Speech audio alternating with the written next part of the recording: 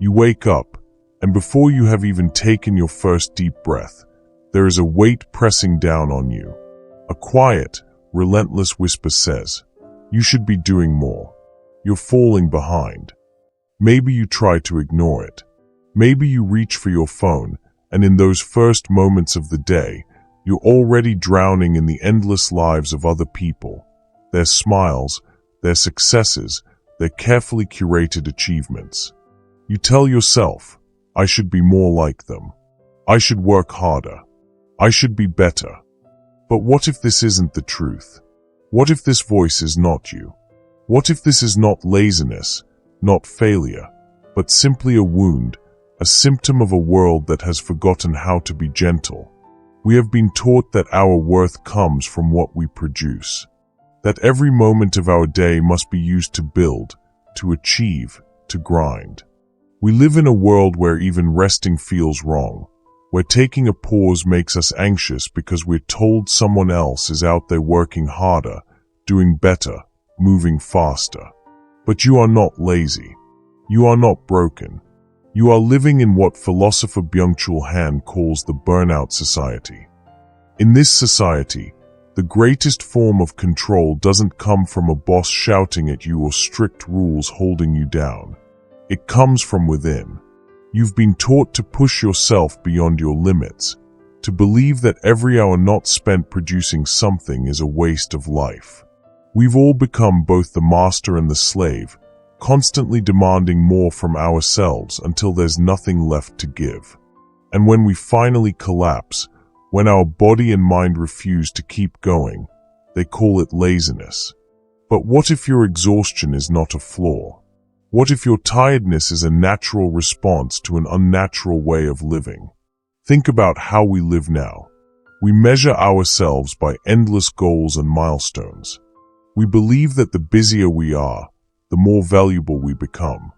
We compete silently with everyone around us, even strangers on the internet, convinced that success is always just one more sleepless night away.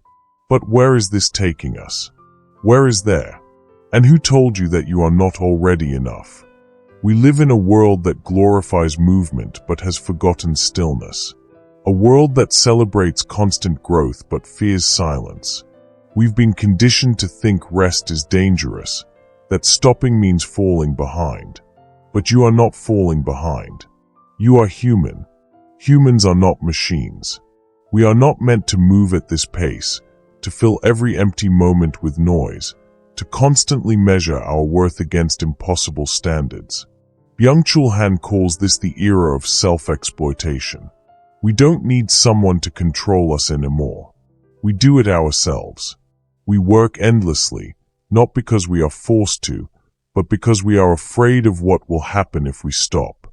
We have been taught to optimize every second of our existence, to wake up at 5 a.m., to have perfect morning routines, to monetize our hobbies, to turn even our rest into a performance for others to admire.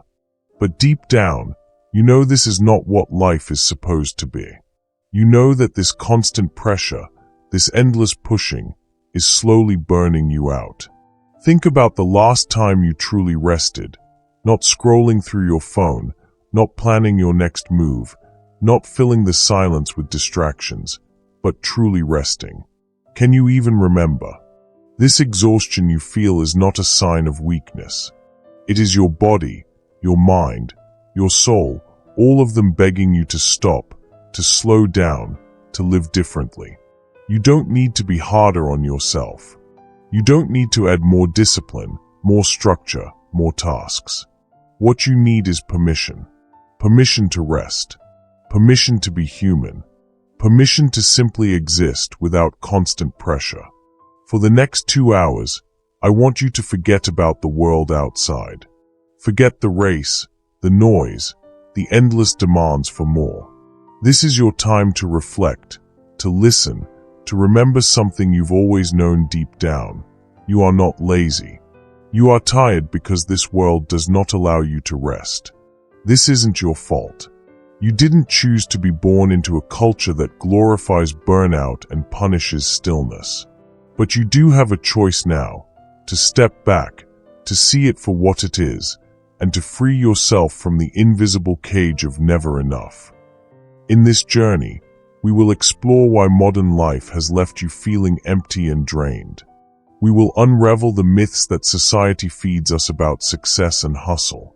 And we will uncover how to find a life of depth, meaning, and peace, without burning yourself to ashes. So let go of the pressure. Stop asking if you are doing enough. You are not behind. You are exactly where you need to be, right here, right now. The truth is simple but powerful. You are not lazy. You are human. And being human means you are allowed to rest. You are allowed to stop. You are allowed to breathe. This is where our conversation begins. They told you that if you aren't working, you're wasting time. They told you that if you feel tired, it's because you're weak, unmotivated, or lazy. But have you ever stopped to question where this idea came from? Why do we call someone lazy when they need rest? Why do we think our value comes from constant motion? Laziness, as we think of it today, is a myth. It's a word we use to shame ourselves for not keeping up with the impossible demands of modern life. It's a label society uses to make us feel guilty when we slow down. But if you look closely, what we call laziness often isn't that at all. It's exhaustion. It's disconnection. It's the natural rebellion of the mind and body against a world that never stops asking for more. Think about it. There is nothing natural about the way we live today.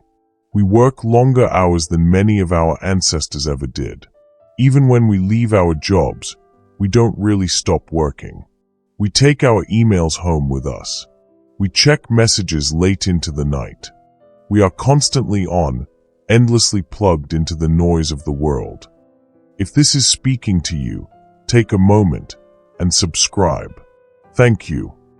We live in an economy that measures success by how much we can produce and consume. In this kind of system, rest is not just undervalued, it's treated like failure. We have been trained to believe that unless we are always achieving something, we are not living life correctly. But is that true? Are you truly living if every day is a race to meet deadlines, to hit goals, to keep up with everyone else's idea of success? If you are constantly busy but never at peace, what exactly are you achieving? This is why so many of us feel stuck. We wake up each day already behind, already carrying the guilt of not doing enough. We scroll through social media and see other people who seem to have more energy, more discipline, more success. We ask ourselves, what's wrong with me? Why can't I be like them? But this comparison is a trap. Those highlight reels are not real life. They are curated moments designed to make you feel inadequate. And when you internalize that, you start to think you are lazy. But you are not lazy. You are burnt out. Burnout and laziness are not the same. Burnout is a signal. It's your body and mind telling you that something is wrong. That you've been running for too long, pushing too hard, carrying too much. It's not weakness to feel tired. It's human.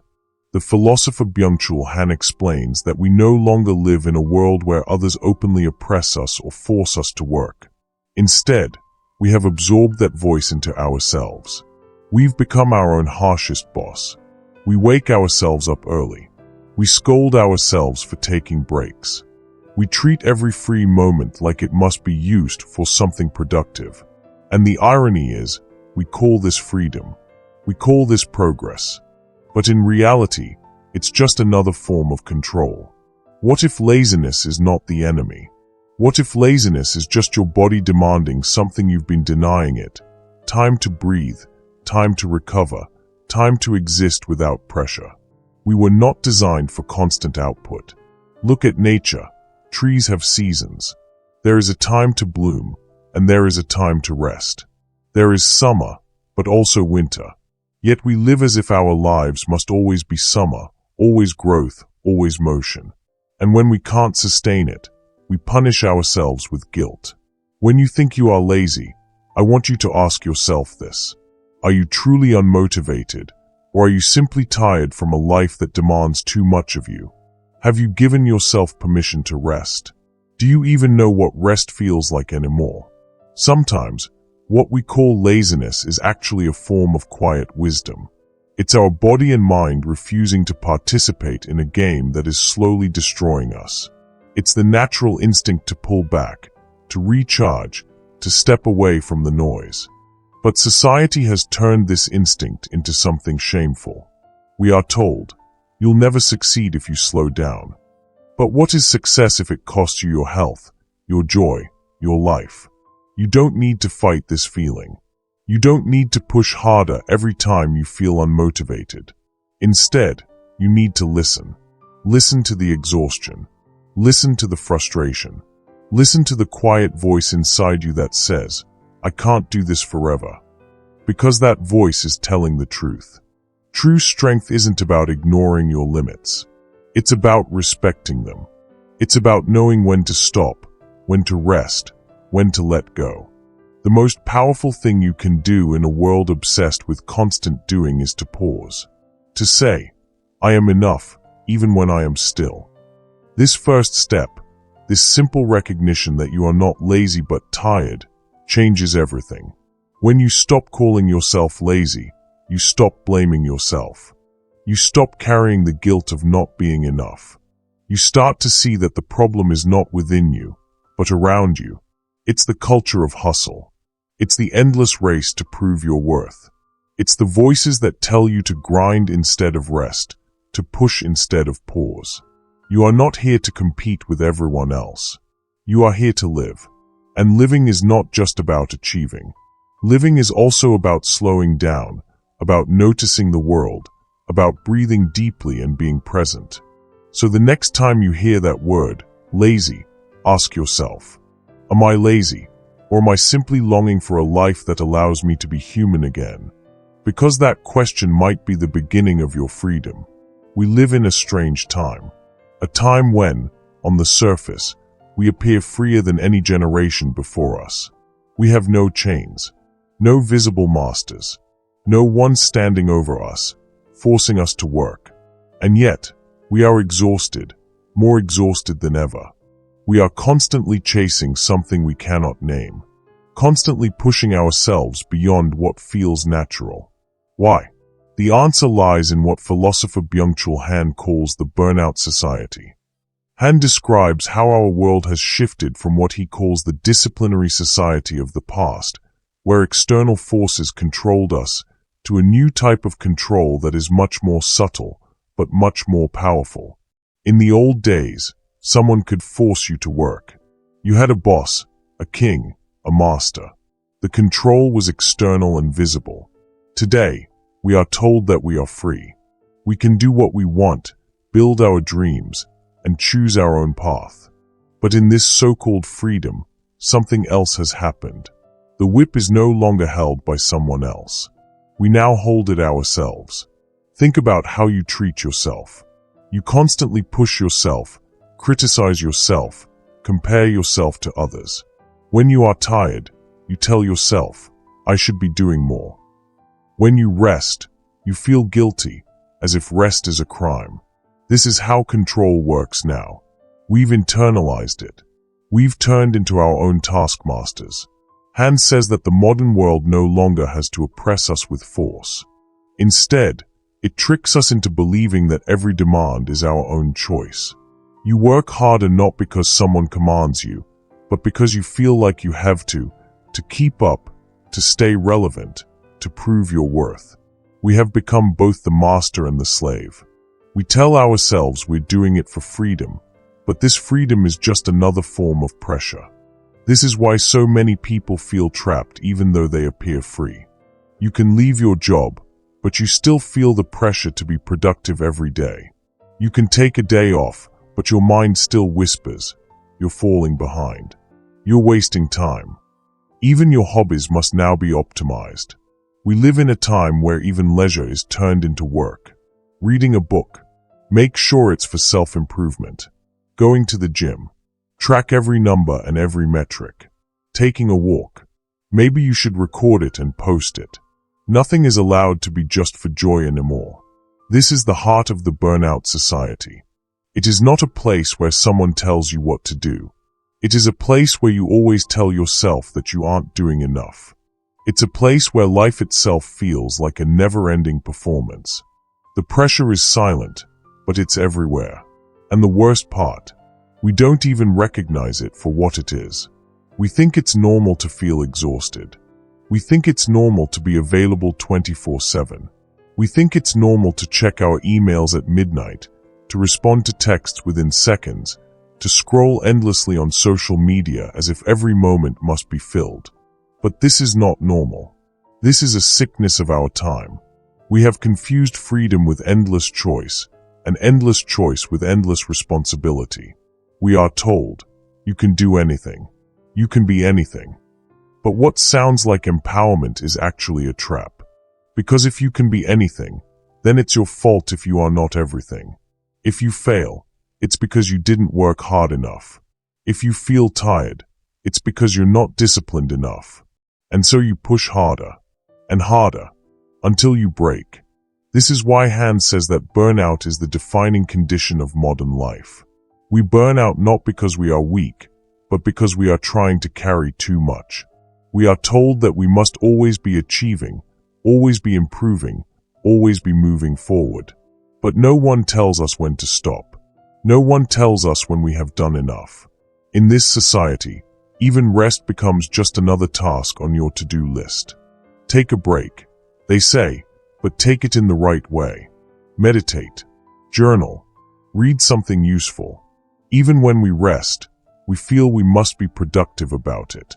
We have lost the simple joy of doing nothing. What would happen if you stopped? If you allowed yourself to do nothing at all?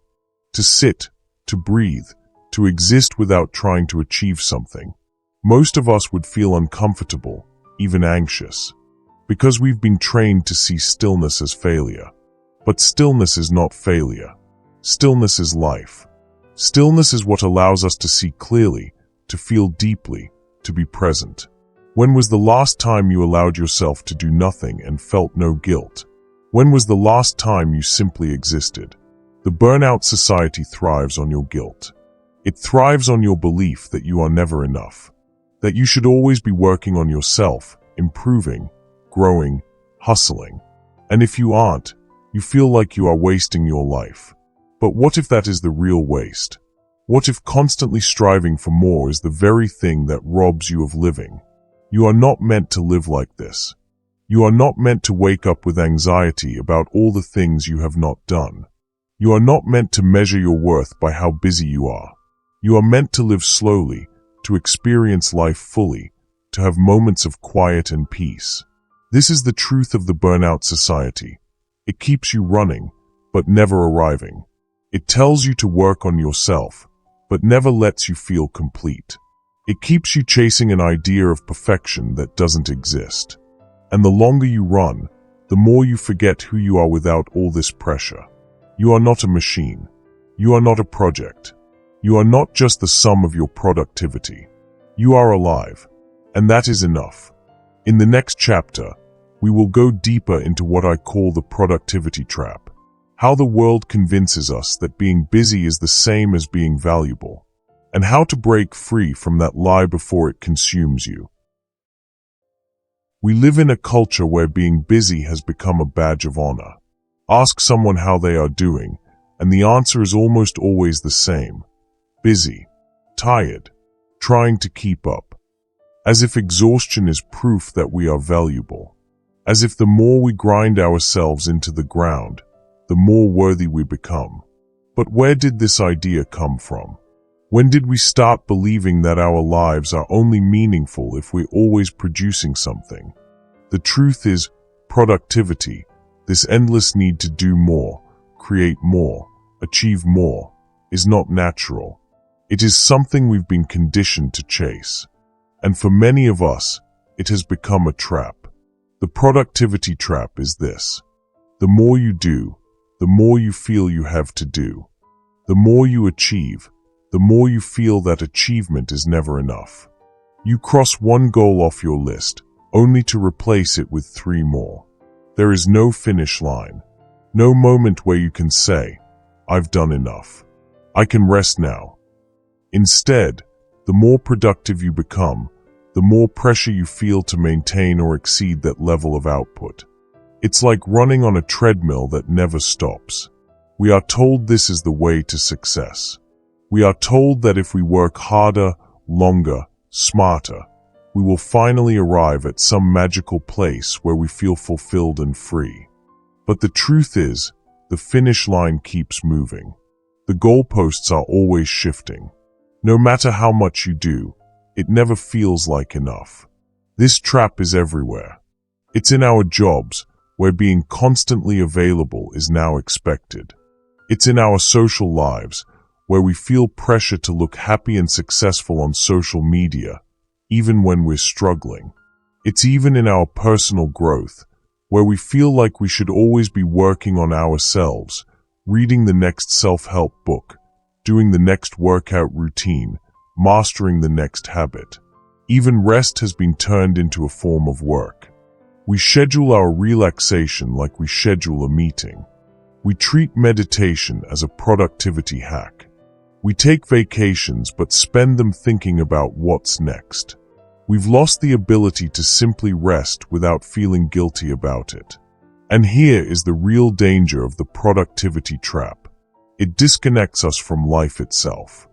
We become so focused on doing that we forget how to be. We are so busy moving forward that we never stop to ask if the path we're on is even right for us. We chase accomplishments without ever asking if they bring us joy or meaning. When was the last time you did something simply because you loved it? Not because it was useful, not because it made money, not because it looked good on a resume, but because it brought you alive. Most of us can't remember. We've been trained to see every action through the lens of productivity and profit. If it doesn't earn us something, we think it's a waste of time. But what if time spent doing nothing is actually the most valuable time of all? What if the things that truly feed your soul, the quiet moments, the laughter with friends, the walks with no destination, are not wasted time, but the very heart of life? The productivity trap convinces you that your value comes from output. But you are not a machine. You are not meant to live like a factory. Your worth is not tied to how much you produce or how much you achieve. Think about the people you love most. Do you love them because they are productive? Do you measure their worth by how many tasks they complete in a day? Of course not. You love them for who they are, not what they do. So why do you treat yourself any differently? One of the cruelest lies we are told is that being busy is a sign of success. But being busy is not the same as being fulfilled. A calendar full of tasks is not a sign of a meaningful life. In fact, many people are busy because they are running away from something. From silence, from stillness, from facing their own thoughts. Busyness can be a kind of distraction, a way to avoid the uncomfortable question. Am I really happy? You see this everywhere. People with impressive careers who feel empty inside, constantly moving but never satisfied. They've been taught that if they just achieve a little more, they'll finally feel complete. But completion never comes. The productivity trap ensures that it never does. To escape this trap, you have to start asking yourself different questions. Not, what more can I do? But what do I truly want? Not, how do I get ahead? But why am I in such a rush? Not, am I productive enough? But am I alive enough? Productivity is not a bad thing in itself. We all need to work, to create, to contribute. But when productivity becomes the measure of your worth, you lose touch with your humanity. You forget that you are allowed to exist without constantly producing. You forget that life is not a to-do list to be completed, but an experience to be lived. So, I want you to reflect on this. If you stopped being productive for a while, who would you be? Would you still feel valuable? Would you still feel like you matter? Because you do. Your value is not something you have to earn. It is something you already have, simply by being alive. In the next chapter, we will go deeper into the invisible pressure, how this constant drive for more creeps into every part of our lives, shaping how we think, how we feel, and how we see ourselves, often without us even realizing it. There is a pressure that follows you everywhere. You can't always see it, but you can feel it. It's in the quiet moments when you sit down to rest, and a voice inside you whispers, "You should be doing something right now. You're wasting time." It's when you scroll through social media and see people who seem to be achieving more, living better, moving faster. It's when you look at your life and wonder, am I enough? Am I doing enough? This pressure doesn't come from a single person. It's not just your boss or your family or your friends. It's everywhere. It's in the culture we live in the constant messages we hear. Work harder. Move faster. Don't stop. Don't fall behind. We've absorbed these messages so deeply that they no longer need to be spoken. We carry them inside us. They have become part of how we think and how we measure our own worth.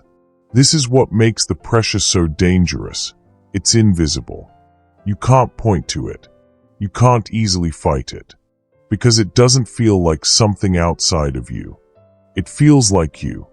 It feels like your own voice, telling you to do more, be more, achieve more. But it isn't truly yours. It was planted there.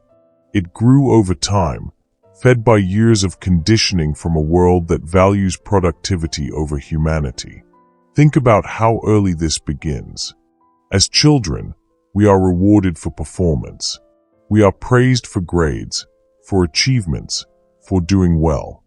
We learn that to be loved, to be valued, we must keep producing results. We are rarely praised for simply being ourselves, quiet, still, or simply present. And so, we grow up believing that our worth is something we must earn every single day. This invisible pressure doesn't just show up in work. It's everywhere. We feel it when we compare our lives to the polished images we see online. We feel it when we see someone younger than us achieving more, making more money, living a life we think we should have by now. We feel it when we rest for too long and start to believe we are falling behind. But who are we falling behind? Who decided what the timeline of our lives should look like? Why do we act as though life is a race with only one winner?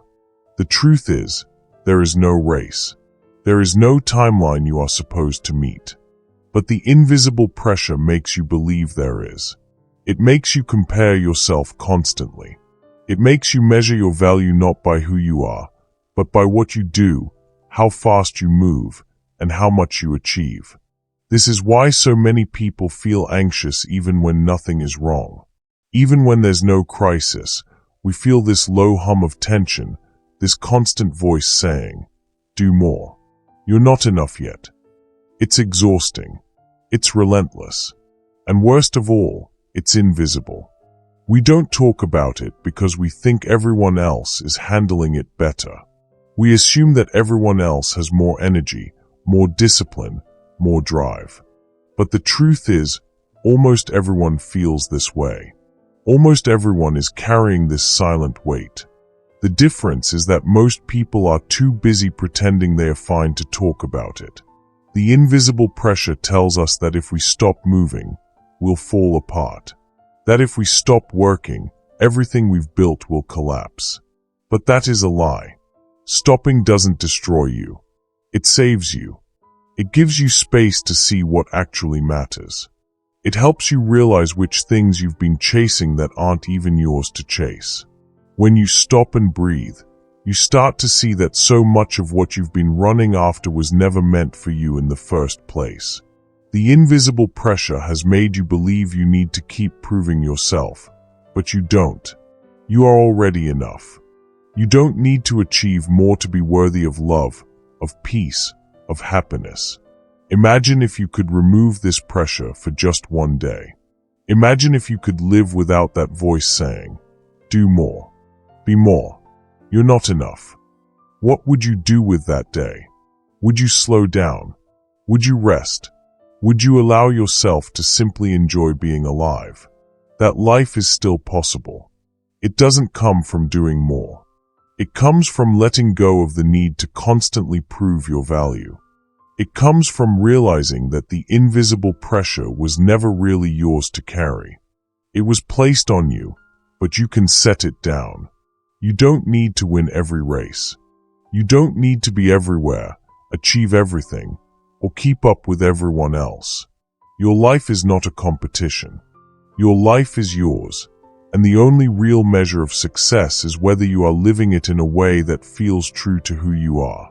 In the next chapter, we will dive into the lie of constant self-improvement, how the world tricks you into believing you are always broken, always behind, and always in need of fixing, when in reality, you are already enough.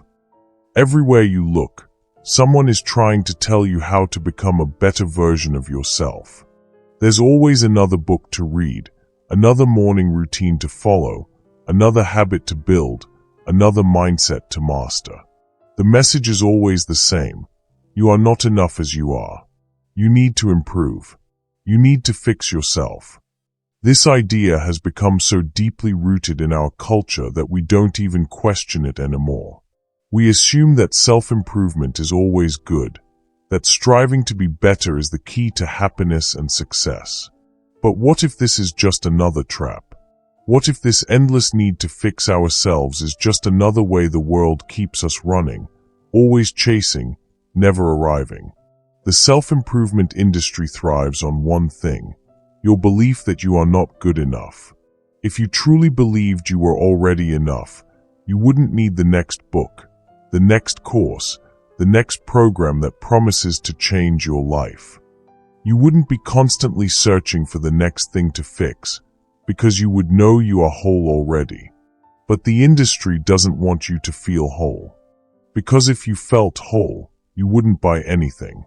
You wouldn't consume. You wouldn't play the game. Think about it. How many times have you set a goal to improve yourself, thinking that once you reached it, you'd finally feel good enough? You hit the goal, you achieve the milestone, and for a moment, you feel proud. But then, almost immediately, a new goal appears. A new standard to reach. The finish line moves again. This cycle never ends because it's designed not to end. It's the same mentality as the productivity trap. No matter how much you do, it's never enough. No matter how much you improve, there's always a new version of you that you should be striving for. We are told to always be upgrading, always be transforming, as if being who we are right now is somehow not acceptable. But here is the truth. You are not a project. You are not a machine to be endlessly upgraded. You are not something broken that needs fixing. You are a living, breathing human being. And that means you are already whole, even with your flaws, even with your struggles. The obsession with self-improvement makes us forget this. It makes us believe that love, peace, and happiness are things we have to earn by becoming a better version of ourselves. But you don't have to earn those things. They are your birthright. They are already within you, waiting for you to stop chasing and start noticing. Constant self-improvement can also become a form of self-hatred disguised as ambition. Think about it. If you are always trying to improve yourself, what does that say about how you see yourself now? It says you are never enough. It says you will only be worthy once you achieve this or that goal, once you become someone else. But when does that end? When do you finally say, I am enough as I am? For most people, the answer is never. The truth is, you don't need to keep striving to become someone else. What you need is to remember who you already are. You need to reconnect with your own humanity, your own soul, your own quiet presence that exists beyond all these expectations. You need to stop running long enough to realize that you were never broken in the first place. This doesn't mean you can't grow. Growth is natural. We are meant to evolve, to learn, to deepen. But there's a difference between natural growth and the toxic chase of constant self-improvement. Natural growth happens when you slow down and live fully. It happens when you follow your curiosity, when you listen to your heart, when you explore life at your own pace. It's not forced. It's not a checklist. It's not about becoming better, but about becoming more yourself. The toxic form of self-improvement, on the other hand, is rooted in fear. Fear of not being enough. Fear of falling behind. Fear that if you stop for even one moment, someone else will surpass you. But life is not a competition. There is no finish line. There is no version of you that is perfect. What if, instead of asking, "How can I improve?" you asked, "How can I accept myself more?" What if, instead of trying to constantly fix yourself, you learned to love the parts of you that you've been told are unworthy? This shift changes everything. Because when you truly accept yourself, growth becomes natural. It's no longer a desperate chase. It's no longer a punishment. It's something that flows out of you, because you are living in alignment with who you really are. The lie of constant self-improvement is that it promises happiness in the future. Once I become this version of me, I'll finally feel good enough. But happiness isn't found in the future. It's found in presence. It's found in the moments when you stop striving and simply allow yourself to be. I want you to think about something right now. What if you are already enough? What if you don't need to prove anything to anyone? Not even to yourself. What if the most radical act of self-improvement is actually self-acceptance? In the next chapter, we will explore the price of always being on, how the constant pressure to be available, responsive, and productive is quietly destroying our ability to rest, connect, and truly live. There was a time when life had natural rhythms. A time to work, a time to rest, a time for day, and a time for night. But now, in our modern world, those rhythms are gone. There is no real off anymore. We are expected to be available all the time, ready to answer messages, check emails, respond, react, and keep moving. Even when we're supposed to be resting, we are still connected. Our phones are always within reach. Our minds are always thinking about the next thing. We live in a world that demands constant attention, and we've been tricked into thinking this is normal. We wake up and immediately check our phones, as if the world can't go on without us. We go to bed with the glow of screens still in our eyes. We feel guilty if we don't respond fast enough, if we take too long to reply, if we're not constantly plugged into the flow of information. But what does this constant on state cost us? The price is higher than we think. Because being always on is not just about time, it's about energy. Your attention, your focus, your inner stillness, these are drained every time you're pulled into the noise. Every notification steals a piece of your mind. Every urgent message steals a piece of your peace. And over time, you forget what it feels like to truly rest. Rest is not just the absence of work. Rest is a state of being. It is when your mind feels quiet, when your body feels safe, when you can simply exist without pressure or expectation. But when you are always on, you never reach that state. Even when you're sitting still, your mind is racing, thinking about the next task, the next call, the next thing you need to do. This is why so many people feel tired all the time. It's not just physical exhaustion, it's mental and emotional exhaustion. We are overstimulated, overconnected, overwhelmed. We never get a chance to reset, to unplug, to just be.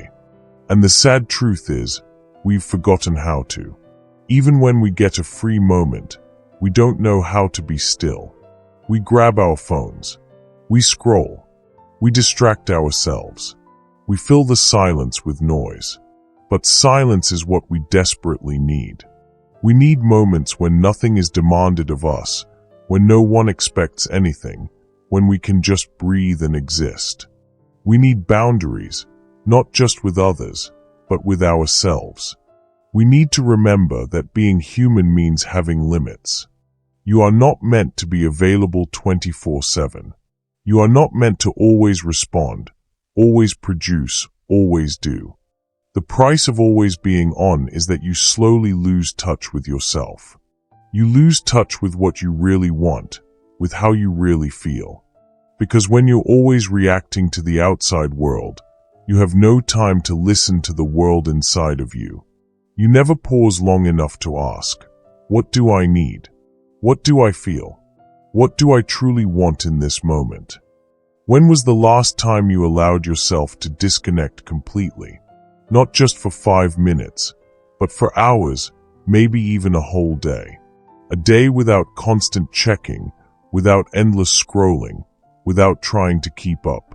We fear this kind of disconnection because we've been taught that being unavailable means we're lazy or that we're falling behind.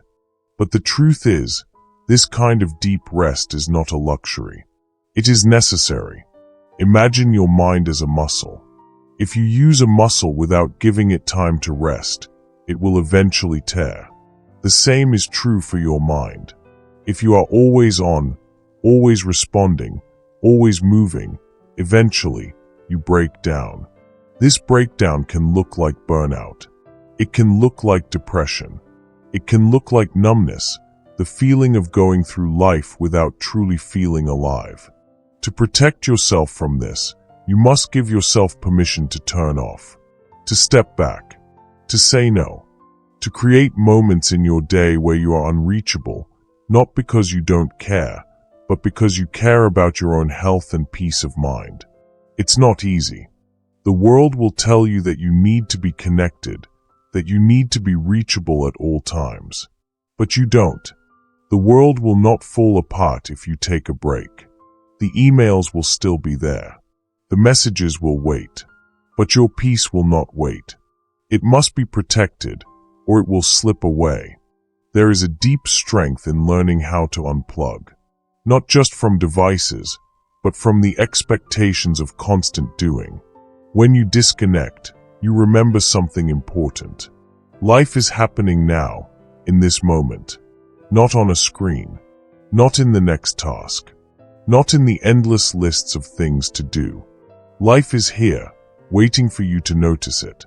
In the next chapter, we will explore the cost of comparison, how comparing ourselves to others fuels burnout, steals our joy, and keeps us from seeing our own worth. Comparison is one of the quietest thieves of joy. It sneaks into your mind when you're not even aware of it. You're scrolling through social media, and suddenly you feel a weight in your chest. Someone you know just bought a new car, or got a promotion, or went on a beautiful vacation. Someone younger than you seems to have everything you want, and you start to think, why am I not there yet? What's wrong with me? This is the invisible game that comparison plays. It makes you feel like your life is less valuable, less meaningful, simply because someone else's highlight reel looks better than your current moment. But here's the truth. What you see is not the whole story. You're comparing your behind the scenes to someone else's carefully edited version of their life. You're seeing their best moments, the ones they want the world to notice, while you live with your own unfiltered reality, full of ups and downs, struggles and mistakes. And yet, comparison makes us blind to this truth. It convinces us that other people are ahead, that we are behind, that life is a race with only a few winners. It keeps us constantly running, chasing a version of success that might not even be ours. The cost of this constant comparison is heavy. It steals your peace. It steals your gratitude. It steals your ability to see what is already good in your life. When you are focused on what others have, you forget to notice what you already hold in your hands. You forget to appreciate how far you've already come. Think about this. Has comparison ever truly made you happier? Has it ever brought you peace? Or has it only left you feeling smaller, less capable, less worthy. The truth is, comparison is endless. No matter how much you achieve, there will always be someone with more money, more success, more beauty, more recognition. And if you live your life measuring yourself against others, you will never feel like you are enough. But enough for who? Whose standard are you even trying to meet? Who decided that the things other people have are what you should want? Most of the time, we don't even stop to question this. We just assume that what everyone else is chasing must be valuable, and we start chasing it too, without asking if it actually matters to us. Comparison also makes you lose sight of your own unique path. Your life is not meant to look like anyone else's. You are not here to follow their timeline or their version of success. You have your own path, your own rhythm, your own reasons for being. When you compare yourself to others, you stop listening to yourself. You stop hearing your own voice. This is one of the reasons why so many people feel lost. We spend so much time looking outward at what everyone else is doing that we forget to look inward. We forget to ask, what do I actually want? What does success mean to me? What kind of life would truly make me feel alive? The cost of comparison is not just emotional, it's practical. It drains your energy. It distracts you from your own goals and passions. Instead of focusing on what you can create, you spend your energy feeling like you are falling behind. You start to believe that your worth depends on outdoing someone else, rather than simply living in alignment with your own values. But the truth is, there is no race. There is no finish line. You are not behind. You are simply on your own path, and your timing is yours alone. What if, instead of comparing, you started celebrating? What if you looked at someone else's success and felt inspired instead of insecure? What if you allowed their story to remind you that your own life has its own beauty, its own timeline, its own meaning? When you let go of comparison, something shifts inside you. You start to notice the small things again, the things you once overlooked, the progress you've made, the quiet victories that don't get posted online, the moments of joy that are yours alone. And you realize that you are already doing better than you give yourself credit for. Comparison is a trap, and the only way to escape it is to turn inward. To stop asking, am I as good as them? And instead ask, am I living a life that feels true to me? Because that's the only measure that really matters. In the next chapter, we'll go deeper into the myth of endless motivation, why waiting for motivation is a trap, why it burns us out, and how to create a life that doesn't depend on constant willpower to keep going.